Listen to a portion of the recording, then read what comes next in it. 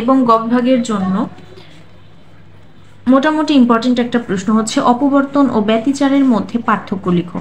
এটা জাতীয় বিশ্ববিদ্যালয়ে 2010 এবং 2016 সালে এসেছিল। তো পার্থক্য যার জন্য দুই পাশে লেখা হয়েছে, এক পাশে ব্যতিচার আর এক পাশে হচ্ছে অপবর্তন। তো ব্যতিচারের প্রথম যেই বৈশিষ্ট্য সেটা একটু এখানে দেখতে হবে। দুটি সুসংহত তরঙ্গমুখ হতে প্রাপ্ত তরঙ্গের উপরিপাতনের ফলে ব্যতিচার সৃষ্টি হয়, আর একটি তরঙ্গমুখের বিভিন্ন অংশ হতে নির্গত অণু তরঙ্গ সমূহের উপরিপাতনের ফলে অপবর্তন ঘটনাবলীর সৃষ্টি হয়।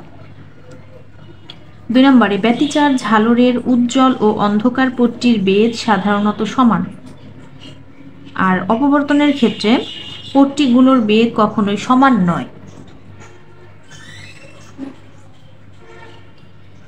এখানে 3 নম্বরে আছে ব্যতিচারের কৃষ্ণ পট্টিগুলোতে কোনো আলো থাকে না, আর অপবর্তনে কৃষ্ণ পট্টি কখনোই সম্পূর্ণ অন্ধকার হয় না।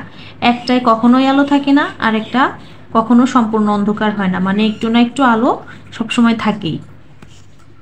4 নম্বরে লিখতে হবে ব্যতিচার প্রধানত 2 প্রকার, যথা গঠনমূলক ব্যতিচার এবং ধ্বংসাত্মক ব্যতিচার।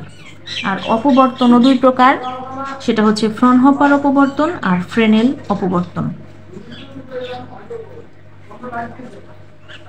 লাস্ট একটা পার্থক্য দেখব, সেটা হচ্ছে উজ্জ্বল পট্টিগুলোর সবগুলোতে আলোক প্রাবল্য সমান থাকে ব্যতিচারের ক্ষেত্রে, আর অপবর্তনের ক্ষেত্রে উজ্জ্বল পট্টিগুলোতে সব আলোক প্রাবল্য কখনোই সমান হয় না।